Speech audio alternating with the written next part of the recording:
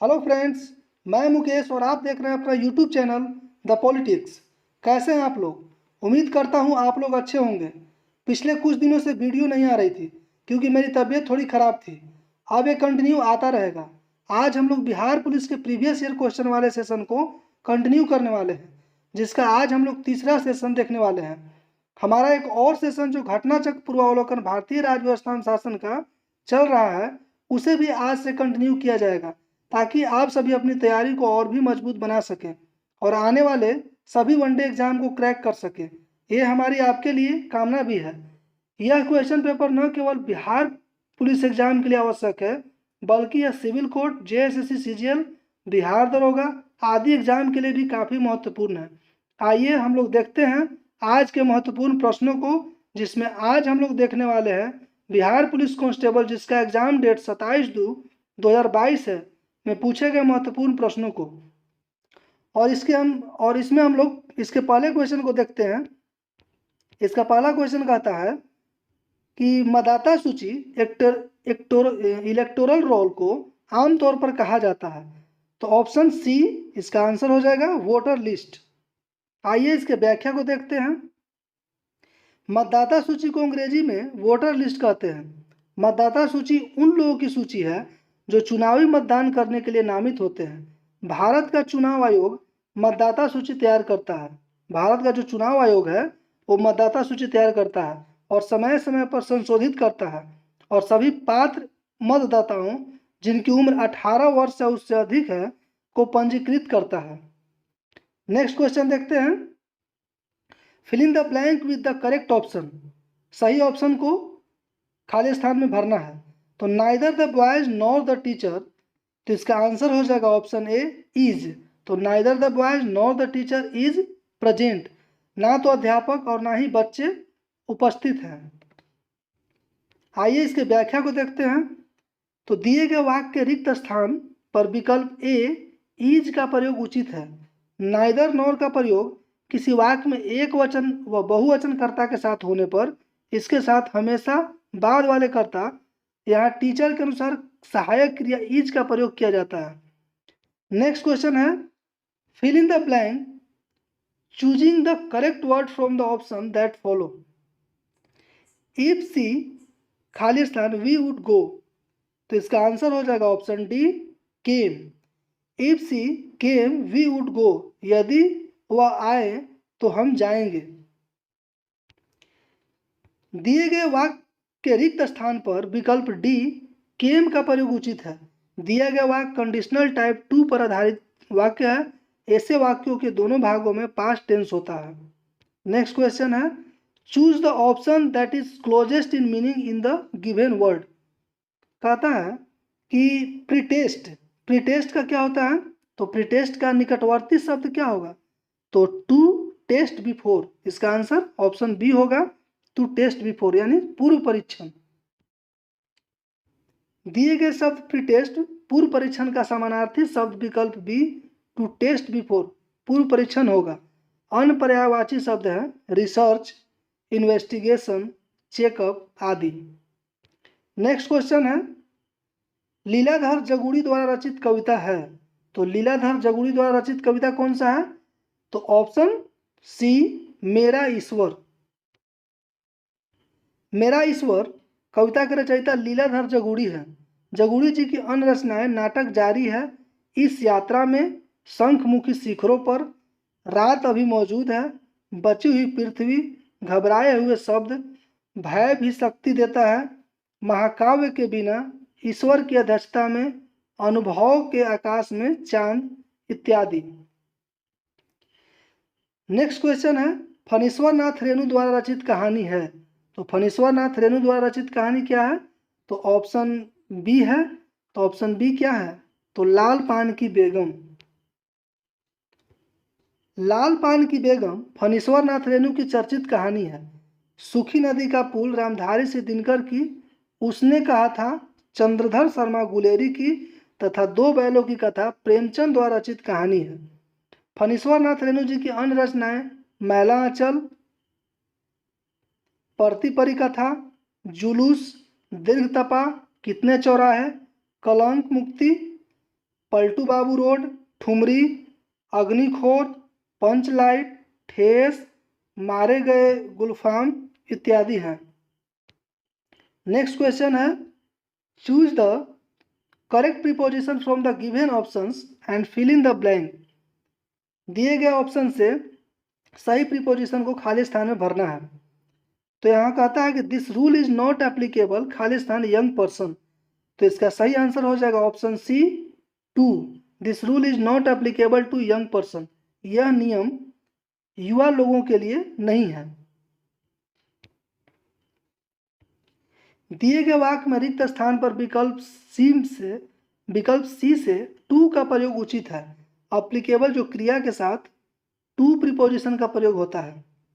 Option इसका सी हो जाएगा। नेक्स्ट क्वेश्चन है, choose the correct form of the passive voice in the given sentence.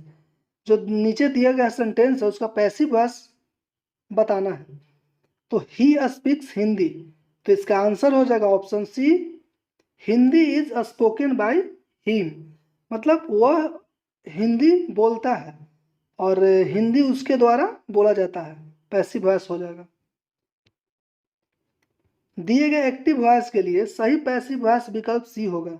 यह वाक्य प्रेजेंट इंडेफिनिट टेंस वर्ब का फर्स्ट फॉर्म प्लस एस या एस पर आधारित वाक्य है, अतः इसे इज प्लस वर्ब का थर्ड फॉर्म में परिवर्तित करेंगे। तो इसका सही पैसिव वॉइस क्या होगा? तो Hindi is spoken by him. Next question है, समुद्र का कुछ भी नहीं होता, मानो अपनी अबूझ भाषा में कहता रहता है। रेखांकित पद प्रतीक है। तो रेखांकित पद प्रतीक किसका है? तो इसका ऑप्शन ए होगा सूर्य का। प्रस्तुत पंक्तियां कवि सीताकांत महापात्र द्वारा रचित कविता समुद्र शीर्षक से ली गई है। इसमें कवि ने मनुष्य की उपभोक्तावादी संस्कृति की तीखी आलोचना किया है। यहाँ समुद्र सूर्य का प्रतीक है। जिस प्रकार समुद्र जल का अथाह स्रोत है, उसी प्रकार सूर्य प्रकाश और ऊर्जा का अच्छा स्रोत है। Choose the correct answer to the question from the options that follow. In the story the eyes are not here, where did the girl get down. ये क्या कहता है? The eyes are not here जो story है, इस story में where did the girl get down मतलब लड़की कहाँ उतर गई। तो इसका सही आंसर हो जाएगा ऑप्शन बी सहारनपुर। आइए इसके महत्वपूर्ण व्याख्या को देखते हैं। तो रस्किन बॉन्ड की short story the eyes are not here में स्टोरी नरेटर यानी कहानी कहने वाला रोहाना तक अकेला यात्री था। तभी एक लड़की उनके डिब्बे में प्रवेश करती है। नरेटर यानी कहानी कहने वाला पूरी तरह से नेत्रहीन है। हालांकि वह उसकी सुंदरता को देखने में असमर्थ था, लेकिन वह उसकी आवाज़ को भी पसंद करने लगा। उसे जानने के लिए उत्सुक उससे बात शुरू की और पता चला कि वह सहारनपुर में उतर रही है, जहां वह अपनी मौसी से मिलेगी। यह जानकर वह भी वहां उतर गया।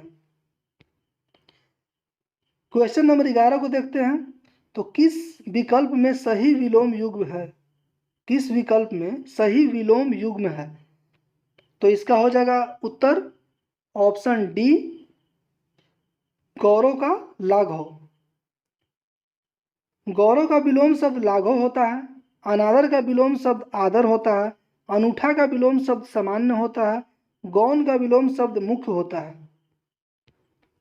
क्वेश्चन नंबर 12 को देखते हैं। एक कहानी यह भी किसकी रचना है? तो ऑप्शन सी मनु भंडारी की। प्रसिद्ध लेखिका मनु भंडारी जी की आत्मकथा एक कहानी यह भी 2008 में प्रकाशित की गई है। इनकी प्रमुख कृतियां एक प्लेट सलाद, मैं हार गई, यही सच है, आंखों देखा झूठ, आपका बंटी, महाभोज, एक इंच मुस्कान राजेंद्र यादव के साथ, अकेली, त्रिशंकु, तीन निगाहों की एक तस्वीर इत्यादि है। क्वेश्चन नंबर 13 है, कौन से समूह के सभी शब्द कमल के पर्यायवाची हैं? तो कमल के पर्यायवाची कौन है? तो ऑप्शन सी सरोज, पंकज, अरविंद। आइए इसके व्याख्या को देखते हैं। तो कमल के पर्यायवाची शब्द कौन कौन है? तो सरोज, पंकज, अरविंद, अब्ज, जलज, पदम, कंज, ताम्रस, नलीन, सरसीज, अंबुज आदि। अंबर आकाश अथवा वस्त्र का, जलद बादल का तथा लोचन आंख का पर्यायवाची है। दाल का बहुवचन शब्द है, तो दाल का बहुवचन शब्द क्या है? तो ऑप्शन डी दालें। दाल का बहुवचन शब्द दालें होगा। आकारांत स्त्रीलिंग शब्दों का बहुवचन संज्ञा के अंतिम अ को ए में बदलकर एक वचन से बहुवचन बनाया जाता है। नेक्स्ट क्वेश्चन है question number 15। Choose the correct answer to the question from the option that follow. Which festival is refer to in Tolstoy little girls wiser than man. तो विच फेस्टिवल मतलब टॉलस्टॉय की जो कहानी है little girls wiser than man, इसमें किस पर्व का उल्लेख है? क्वेश्चन कहता है इसमें किस पर्व का उल्लेख है? तो इसका आंसर हो जाएगा ऑप्शन डी ईस्टर। आइए इसके व्याख्या की ओर नजर डालते हैं। तो लेखक ने ईस्टर पर्व का उल्लेख किया है। कहानी हमें नैतिक पाठ का महत्व सिखाती है। यह कहानी बताती है कि कैसे दो लड़कियां एक छोटी सी बात पर झगड़ती हैं। जब उनकी माँ और पड़ोसी झगड़ रहे थे तब छोटी लड़कियां फिर से मित्रवत हो गई। नेक्स्ट क्वेश्चन है चूज द करेक्ट ऑप्शन।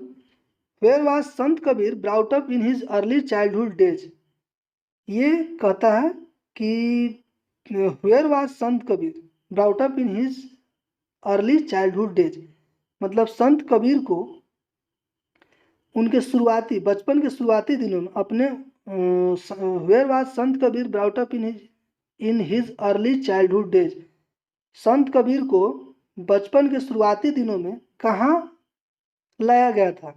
तो कहाँ लाया गया था? तो ऑप्शन ए वाराणसी। वाराणसी में कबीर चौरा नामक एक स्थान है जिसके बारे में माना जाता है कि कबीर का बचपन यहाँ बीता था। संज्ञा शब्द जहर में इला प्रत्यय जोड़ने से कौन सा विशेषण बनेगा? तो ऑप्शन ए जहरीला।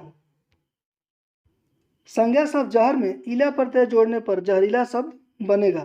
इला प्रत्यय वाले शब्द है हठीला, रंगीला, शर्मीला, सुरीला, नुकीला, भड़कीला, नशीला, लचीला, सजीला, फुर्तीला, पथरीला, कंकरीला, रसीला, गठीला इत्यादि। नेक्स्ट क्वेश्चन है जितेंद्रिय शब्द का सही संधि विच्छेद होगा। तो जितेंद्रिय शब्द का सही संधि विच्छेद क्या होगा? तो इसका हो जाएगा ऑप्शन ए जीत जोड़ इंद्रिय। यह गुण स्वर संधि है। नेक्स्ट क्वेश्चन है तो choose the correct option to fill in the blanks. Sant Ravidas was खालिस्तान बाय प्रोफेशन। तो इसका सही आंसर ऑप्शन ए होगा cobbler. Sant Ravidas was a cobbler by profession. Sant Ravidas पेशे से एक मोची थे। गुरु रविदास जिन्हें रोहिदास, रूहीदास और रैदास भी कहा जाता है, भारतीय भक्ति परंपरा के एक प्रमुख संत व पेशे से मोची यानी कॉबलर थे। नेक्स्ट क्वेश्चन हो जाएगा which of the following translation of the given Hindi sentence is correct. इसका जो हिंदी सेंटेंस है इसका अंग्रेजी शब्द को चुनना है। उसने मुझे सोते हुए पाया, तो उसने मुझे सोते हुए पाया, तो इसका आंसर हो जाएगा ही फाउंड मी स्लीपिंग। दिए गए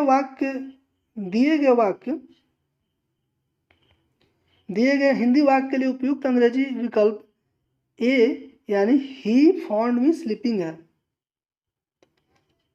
वर्ष 2011 की जनगणना के अनुसार भारत में साक्षरता दर लगभग है कितना है? तो ऑप्शन डी 73%। वर्ष 2011 की जनगणना के अनुसार भारत में साक्षरता दर 73% है। इसमें पुरुष की साक्षरता दर 80.9% है और महिला साक्षरता दर 64.6% है। आधुनिक लोकतंत्र को कहा जाता है ऑप्शन सी प्रतिनिधित्व लोकतंत्र। लोकतंत्र का अर्थ जनता का शासन होता है। आधुनिक लोकतंत्र को प्रतिनिधित्व लोकतंत्र कहा जाता है। उल्लेखनीय है कि प्रतिनिधित्व लोकतंत्र में जनता द्वारा निर्वाचित प्रतिनिधियों के द्वारा शासन चलाया जाता है। नेक्स्ट क्वेश्चन है अमेरिका की खोज किसने किया था? तो अमेरिका की खोज किया था ऑप्शन बी कोलंबस ने। अमेरिका की खोज 1492 ईस्वी में क्रिस्टोफर कोलंबस के द्वारा किया गया। ध्यातव्य है कि अमेरिका अर्थात यूएसए को नई दुनिया का देश भी कहा जाता है। क्वेश्चन नंबर 24 देखते हैं। तो फ्रांसीसी क्रांति कब प्रारंभ हुई थी? तो फ्रांसीसी क्रांति प्रारंभ हुआ था ऑप्शन डी 1789 में। फ्रांसीसी क्रांति 1789 ईस्वी में फ्रांस में हुई। यह क्रांति सामंतवाद, वर्गीय विशेषाधिकार, भ्रष्ट नौकरशाही और निरंकुश एवं अयोग्य राजतंत्र के विरुद्ध मध्यम वर्ग का विद्रोह था। नेक्स्ट क्वेश्चन, राजनीतिक दल आवश्यक है। राजनीतिक दल क्यों आवश्यक है? तो लोकतंत्र में आवश्यक है। लोकतंत्र के लिए राजनीतिक दल आवश्यक होते हैं। लोकतंत्र का आशय जनता के शासन से होता है। भारत जैसे लोकतांत्रिक देशों में जनता अपने द्वारा चुने गए प्रतिनिधियों के माध्यम से शासन करती है। अतः स्पष्ट है कि लोकतंत्र में राजनीतिक दल आवश्यक होते हैं। 26 नंबर क्वेश्चन है, किस राज्य की टीम ने 2021-22 में विजय हजारे ट्रॉफी वीएसटी का खिताब जीता? तो इसका सही आंसर हो जाएगा ऑप्शन डी हिमाचल प्रदेश। वर्ष 2021-22 में विजय हजारे ट्रॉफी का खिताब हिमाचल प्रदेश ने जीता। ध्यातव्य है कि हिमाचल प्रदेश की टीम ने तमिलनाडु को हराकर यह खिताब अपने नाम किया था। प्रतिष्ठित लोकमान्य तिलक राष्ट्रीय पुरस्कार 2021 से किसे सम्मानित किया गया? तो इसका सही आंसर होगा ऑप्शन बी साइरस पूनावाला। लोकमान्य तिलक राष्ट्रीय पुरस्कार 2021 साइरस पूनावाला को दिया गया। ध्यातव्य है कि Cyrus Poonawalla serum institute of India के अध्यक्ष हैं।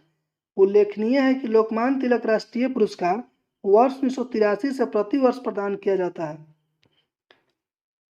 क्वेश्चन नंबर 28 है, तारापुर केंद्र है। तो ये है ऑप्शन बी आणविक शक्ति का है। तारापुर आणविक शक्ति का केंद्र है। तारापुर आणविक शक्ति का केंद्र है।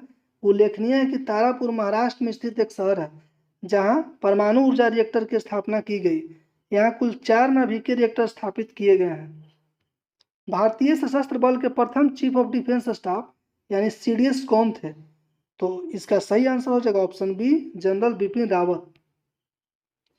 भारतीय सशस्त्र बलों के प्रथम chief of defence staff general Bipin Rawat थे। उल्लेखनीय है कि जनरल बिपिन रावत की मृत्यु 8 दिसंबर 2021 को एक विमान दुर्घटना में हुई।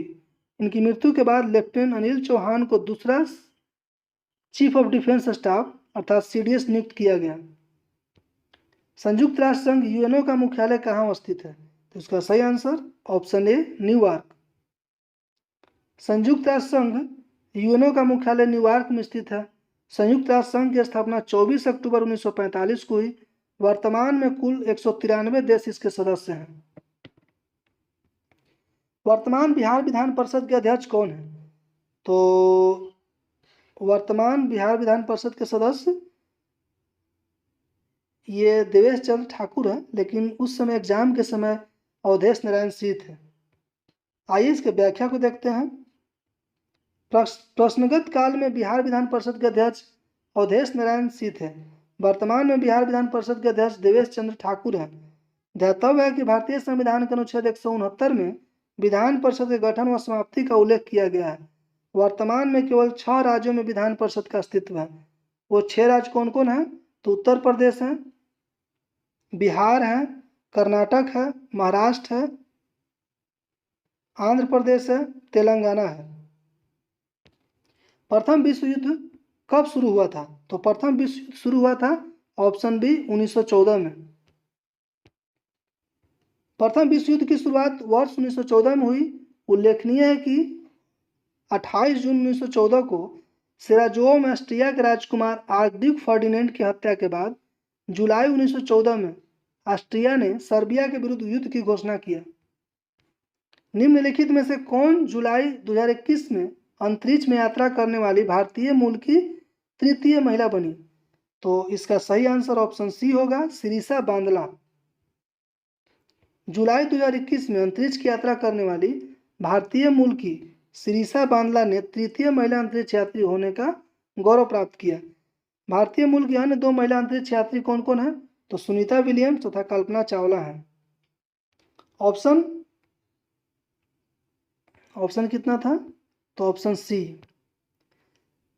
क्वेश्चन नंबर 34 है, राष्ट्रीय मानवाधिकार आयोग की स्थापना किस वर्ष हुई थी?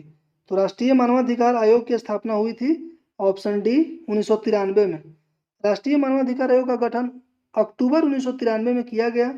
यह एक गैर संवैधानिक संस्था है।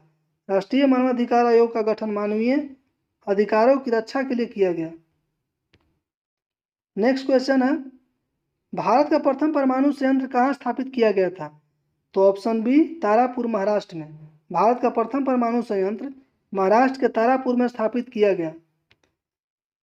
क्वेश्चन नंबर 36 है, बालाडीला श्रेणी किस जिले में स्थित है? तो बालाडीला श्रेणी ये बस्तर में स्थित है। Option A. बालाडीला श्रेणी छत्तीसगढ़ के दंतेवाड़ा जिले में स्थित है। उल्लेखनीय है कि दंतेवाड़ा जिला बनने के पूर्व बस्तर जिले के अंतर्गत एक तहसील के रूप में विद्यमान था। अतः दिए गए प्रश्नगत विकल्पों में विकल्प ए बस्तर जिला सही होगा। ध्यातव्य है कि बालाडीला छत्तीसगढ़ में स्थित एक लोहे की प्रसिद्ध खान भी है। सरहुल पर्व कौन मनाते हैं? तो सरहुल पर्व मनाते हैं ऑप्शन बी मुंडा। सरहुल का त्यौहार मुंडा जनजाति के द्वारा मनाया जाता है।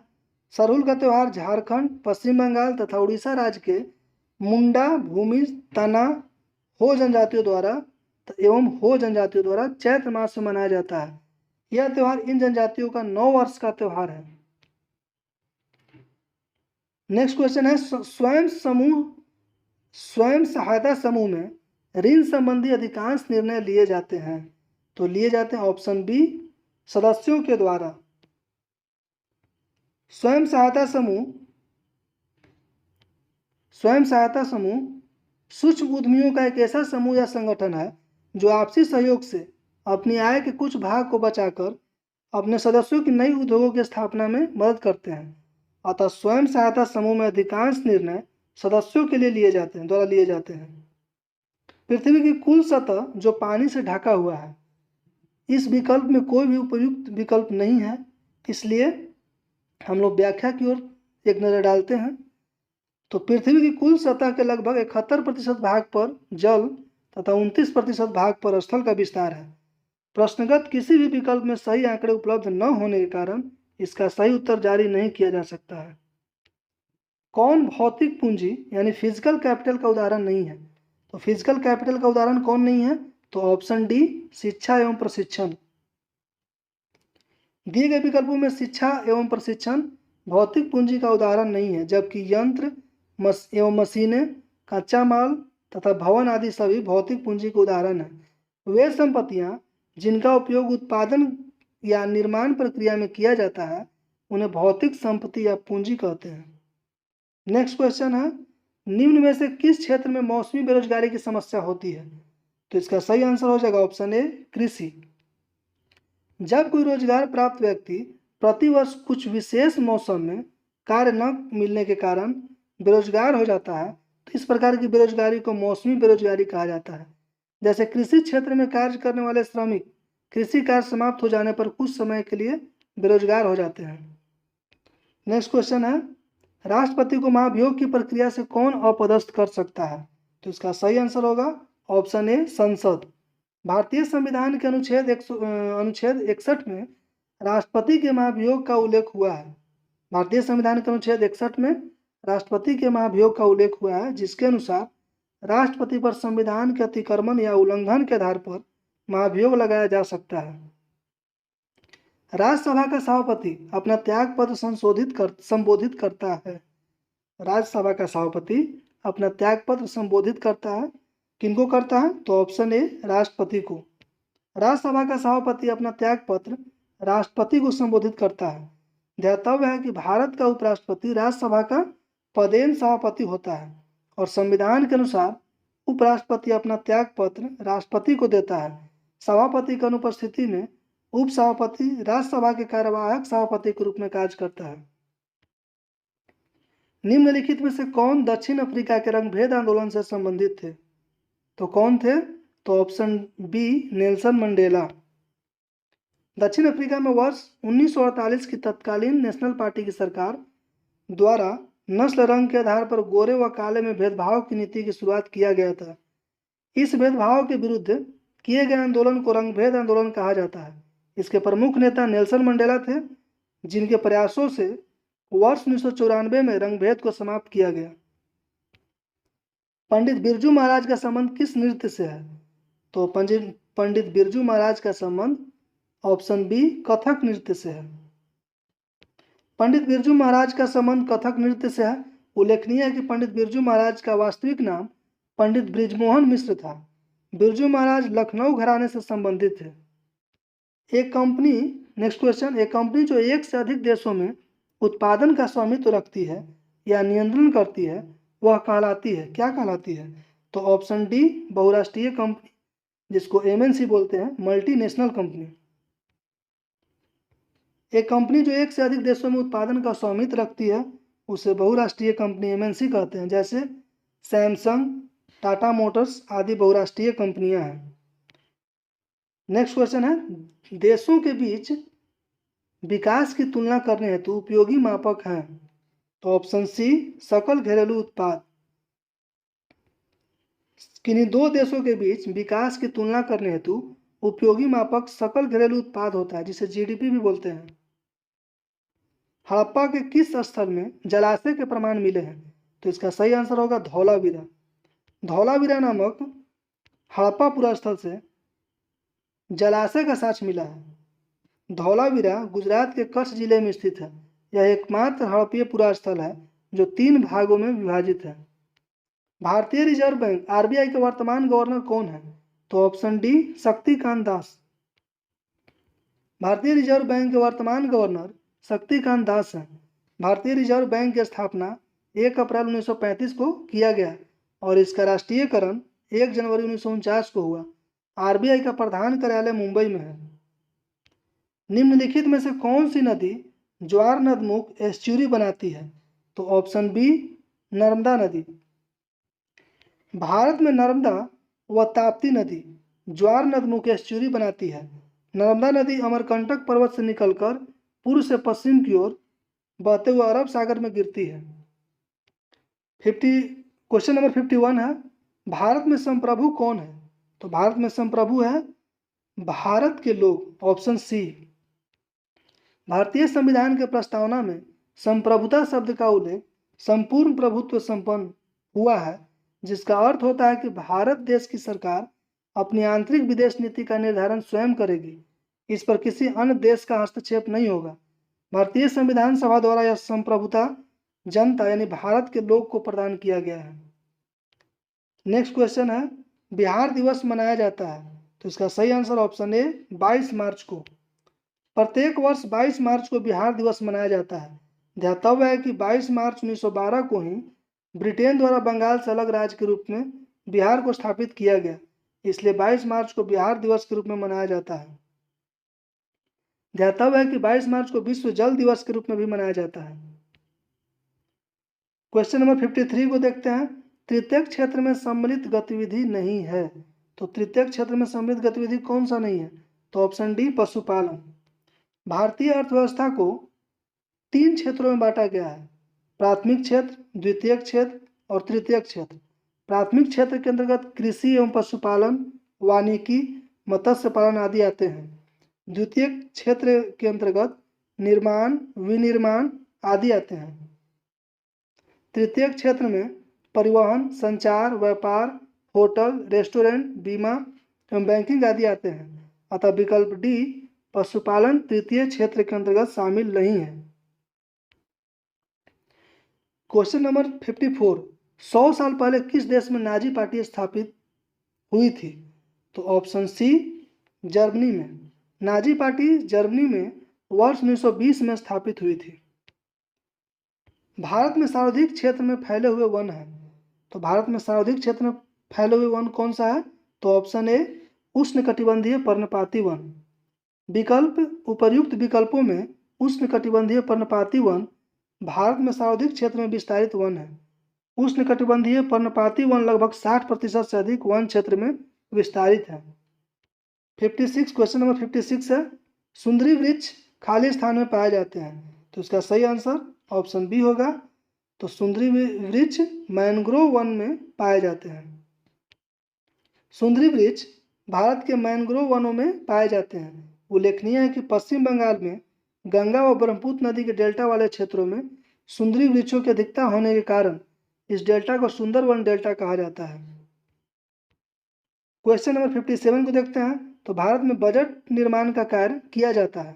तो भारत में बजट निर्माण का कार्य कहाँ किया जाता है? तो ऑप्शन बी वित्त मंत्रालय द्वारा। भारत में बजट निर्माण का कार्य वित्त मंत्रालय द्वारा किया जाता है।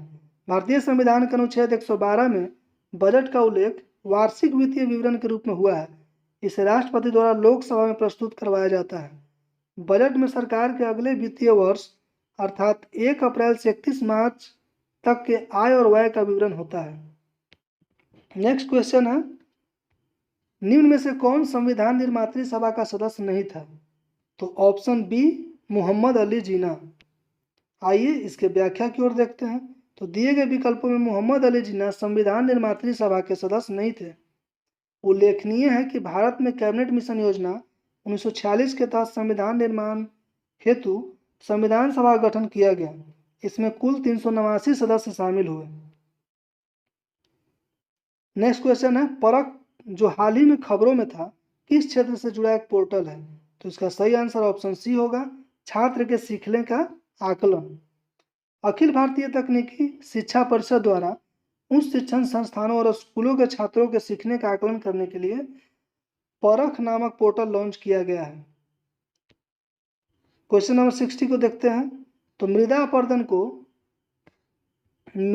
अपरदन को रोका जा सकता है।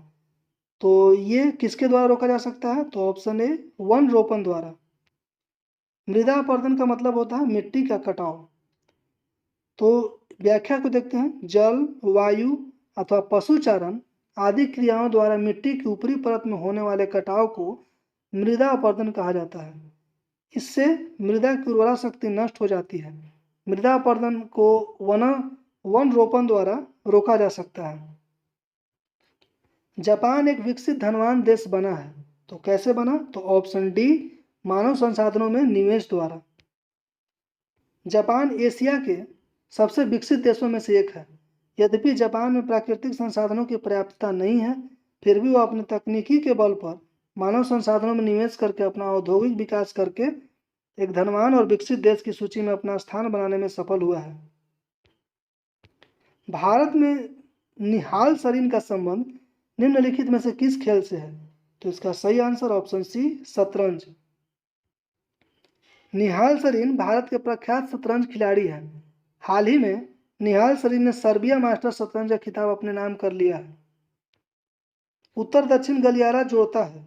तो उत्तर दक्षिण गलियारा जोड़ता है ऑप्शन सी श्रीनगर कन्याकुमारी को।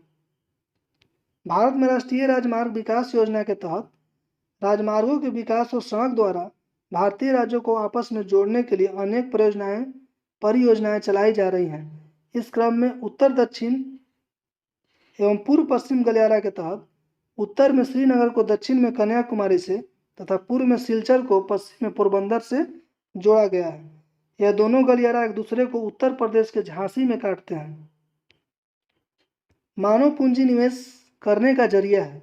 मानव पूंजी में निवेश करने का जरिया है ऑप्शन सी शिक्षा व प्रशिक्षण दोनों। मानव पूंजी में निवेश करने हेतु शिक्षा और प्रशिक्षण दोनों ही प्रमुख जरिया है। उल्लेखनीय है कि किसी भी देश के विकास में वहाँ के कुशल नागरिकों की प्रमुख भूमिका होती है और नागरिकों को कुशल नागरिक बनाने में शिक्षा और प्रशिक्षण दोनों की भूमिका होती है। भारत में लौटते मानसून की ऋतु की अवधि है। तो लौटते मानसून की ऋतु की अवधि है ऑप्शन डी अक्टूबर नवंबर। भारत में अक्टूबर नवंबर की अवधि लौटते हुए मानसून की अवधि होती है। Question number 66। तो वर्ष 1917 में देश की पहली जूट मिल कहाँ स्थापित की गई थी? तो इसका सही आंसर ऑप्शन सी कलकत्ता। वर्ष 1917 में प्रथम जूट मिल कलकत्ता में स्थापित की गई। ध्यातव्य है कि 1855 ईस्वी में देश के प्रथम जूट कारखाना की स्थापना भी कलकत्ता के निकट रिसरा में किया गया था। कर्नाटक में होने वाली ग्रीष्म ऋतु की वर्षा को कहते हैं। तो कर्नाटक में होने वाली ग्रीष्म ऋतु की वर्षा को क्या कहते हैं? तो ऑप्शन ए आम्र वर्षा। कर्नाटक में होने वाले ग्रीष्म ऋतु की वर्षा को आम्र वर्षा कहा जाता है। उल्लेखनीय है कि भारत में केरल व कर्नाटक राज्य में मानसून पूर्व वर्षा को आम्र वर्षा के नाम से जाना जाता है। यह वर्षा आम के फल के लिए लाभदायक होती है। भारत के अलग अलग राज्यों में मानसून पूर्व वर्षा को अलग अलग नामों से जाना जाता है। जैसे असम में मानसून पूर्व वर्षा को बोला जाता है चाय वर्षा, केरल में पुष्प वर्षा, पश्चिम बंगाल में काल बैसाखी और कर्नाटक में मानसून पूर्व वर्षा को चेरी ब्लॉसम आदि के नाम से जानते हैं। 68 नंबर क्वेश्चन को देखते हैं। सविनय अवज्ञा आंदोलन कब और किस यात्रा से शुरू हुआ था? तो इसका सही आंसर ऑप्शन सी होगा, वर्ष 1930 दांडी यात्रा।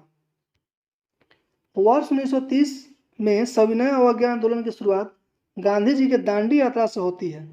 उल्लेखनीय है कि गांधी जी ब्रिटिश सरकार के नमक कानून के विरोध में वर्ष 1930 से सविनय अवज्ञा आंदोलन की शुरुआत करते हैं। आंदोलन की शुरुआत गांधी के दांडी यात्रा से होती है, जबकि गांधी की गुजरात के साबरमती आश्रम से 12 मार्च 1930 को अपनी दांडी यात्रा की शुरुआत करते हैं और 6 अप्रैल 1930 को दांडी पहुंचकर एक मुट्ठी नमक हाथ में लेकर आंदोलन की शुरुआत करते हैं। 69 नंबर क्वेश्चन को देखते हैं। लेनिन का उत्तराधिकारी कौन था? तो इसका सही आंसर ऑप्शन सी स्टालिन। जनवरी 1924 में व्लादिमीर लेनिन की मृत्यु के उपरांत जोसेफ स्टालिन को लेनिन के उत्तराधिकारी के रूप में सोवियत संघ का नेता चुना जाता है। निम्न में से किस श्रेणी में भारत आता है? तो भारत आता है किस श्रेणी में? तो ऑप्शन सी विकासशील देश की श्रेणी में। भारत एक विकासशील देश है। उल्लेखनीय है कि भारत का कुल क्षेत्रफल विश्व के कुल क्षेत्रफल का 2.4% है और क्षेत्रफल की दृष्टि से भारत विश्व का 7वां बड़ा देश है, लेकिन जनसंख्या की दृष्टि से यह चीन के बाद विश्व का दूसरा सबसे बड़ा देश है। 71 नंबर क्वेश्चन है। तो बेकिंग सोडा क्या है? तो बेकिंग सोडा है सोडियम बाइकार्बोनेट। बेकिंग सोडा क्या है? Sodium bicarbonate. सोडियम बाइकार्बोनेट को बेकिंग सोडा कहा जाता है।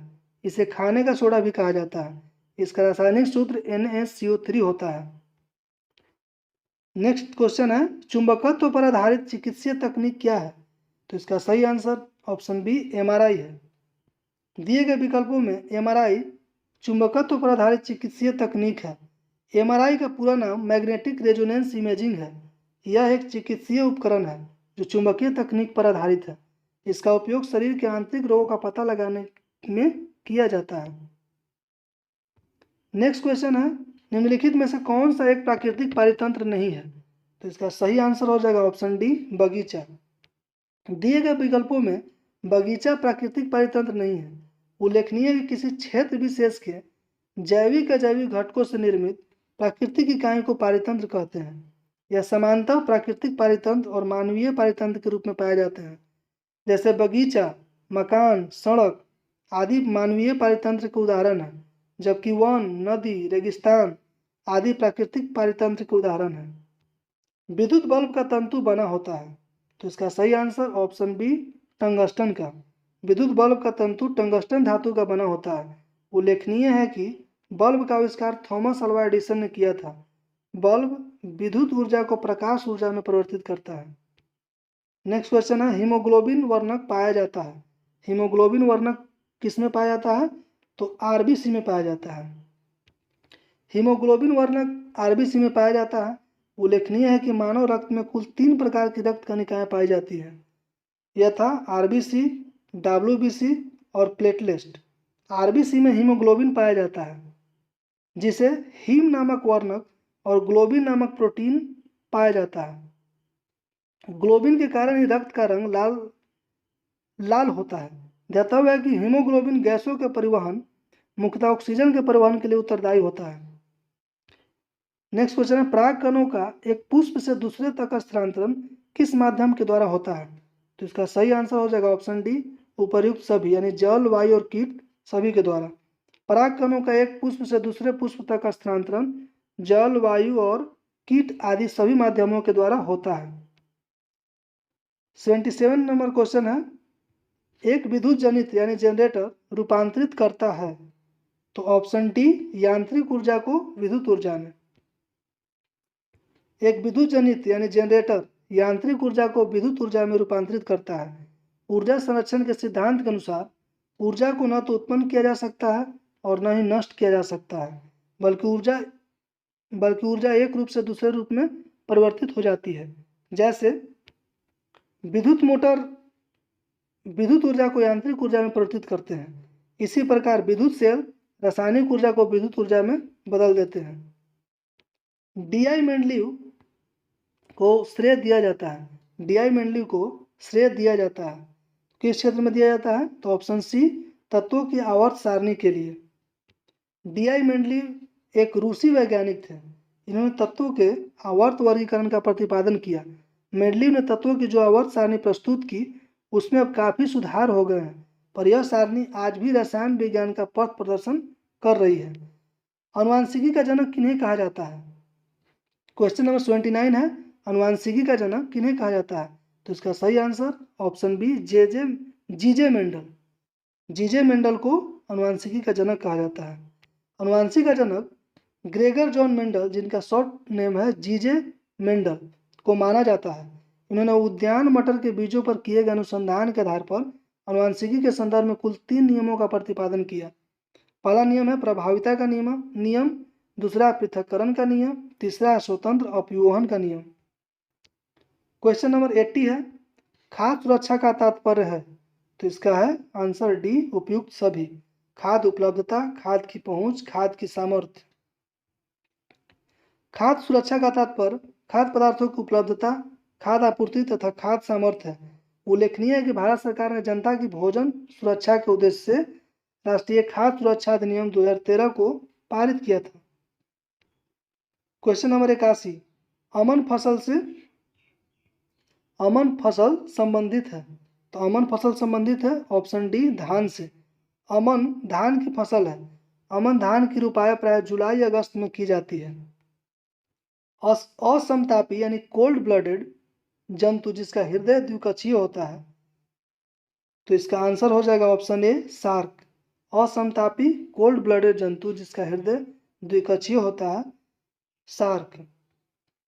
शार्क मछली वह असमतापी जीव है जिसका हृदय द्विकक्षीय होता है। ज्ञातव्य है कि असमतापी जीव उन जीवों को कहा जाता है जिनके शरीर का ताप वातावरणीय तापमान के अनुसार परिवर्तित होते हैं, जैसे शार्क मछली, सर्प, मेढक, टोड, सैलामेंडर आदि।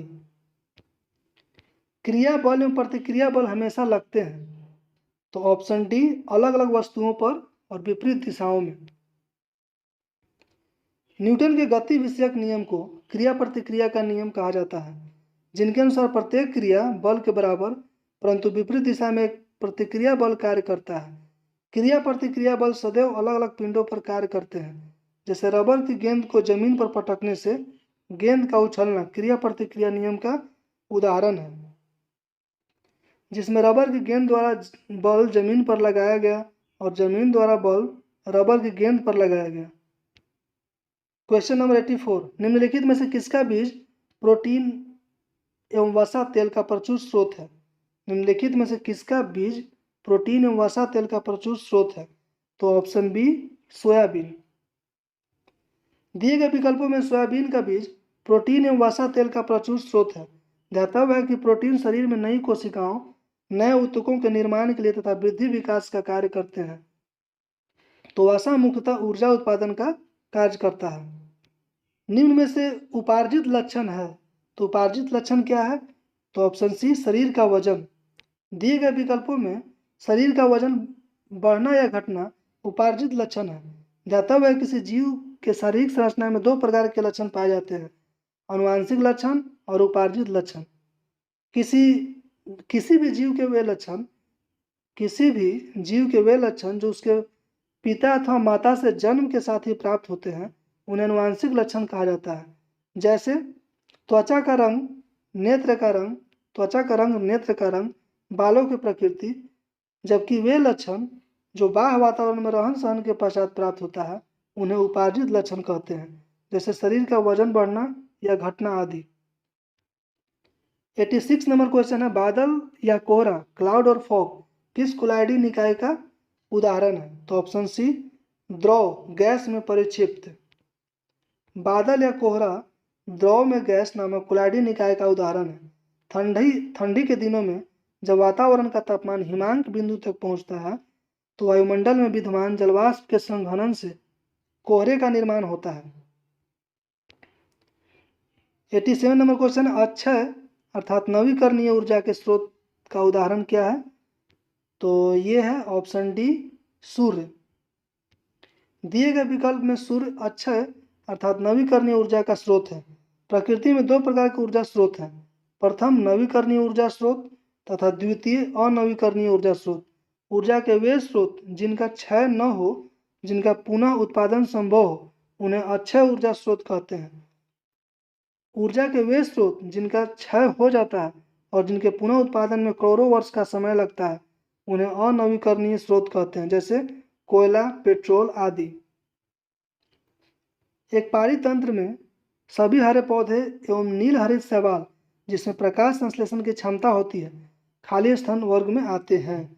तो इसका सही आंसर हो जाएगा ऑप्शन ए, उत्पादक।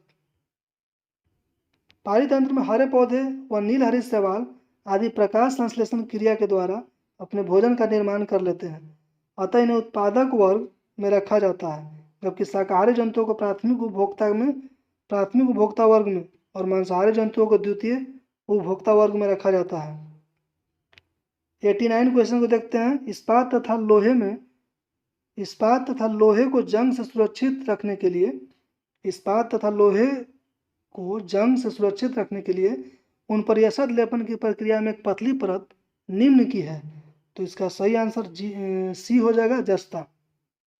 इस्पात तथा लोहे को जंग से सुरक्षित रखने के लिए उन पर जस्ता यानी जिंक का लेप कर दिया जाता है, जिसे यसद लेपन कहा जाता है। उल्लेखनीय है कि लोहे पर जंग लगना एक रासायनिक परिवर्तन है। 90 नंबर क्वेश्चन है, बायोगैस का मुख्य घटक है। तो बायोगैस का मुख्य घटक क्या है? तो ऑप्शन डी, मेथेन। बायोगैस का मुख्य घटक मेथेन होता है, जिसका आणविक सूत्र CH4 होता है, जबकि इथेन, प्रोपेन और ब्यूटेन LPG के घटक हैं। 91, निम्नलिखित में से कौन सा त्रिभुजों की सर्वांग समता का एक प्रतिबंध नहीं है? तो इसका सही आंसर ऑप्शन सी, भुजा भुजा कोण। दो त्रिभुजों के सर्वांगसम की शर्त क्या है? तो भुजा भुजा भुजा, भुजा कोण भुजा, कोण भुजा कोण, कोण कोण भुजा, समकोण कर्ण भुजा। अतः स्पष्ट है कि भुजा भुजा कोण SS से त्रिभुजों की सर्वांग समता का प्रतिबंध नहीं है। चक्रवृद्धि ब्याज की दर से प्रति वर्ष 1250 रुपये 2 वर्ष में 1800 रुपया हो जाएगा। तो इसका हम लोग देखते हैं कि पी हमारा कितना है? तो 1250 रुपया। अमाउंट कितना है? तो 1800 रुपया। समय कितना है? 2 वर्ष। तो हम लोग मिश्रधन वाला फॉर्मूला को लगाएंगे, यानी amount is equal to P into 1+R/100 के पावर समय।